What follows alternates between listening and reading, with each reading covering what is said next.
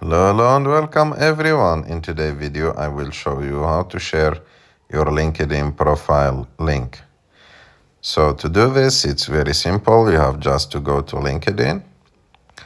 After that, click on your picture on the top left of the screen.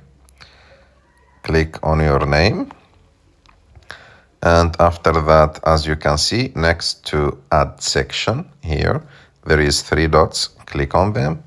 And as you can see here, you will have multiple options to send your profile in a message inside LinkedIn if you want.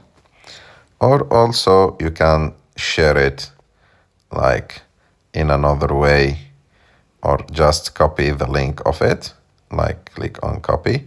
Like that, you will copy the link of it and send it. You can send it to anyone that you want. I hope that you like this video. If you like this video, don't forget to subscribe to our channel, to like this video, and see you in the next.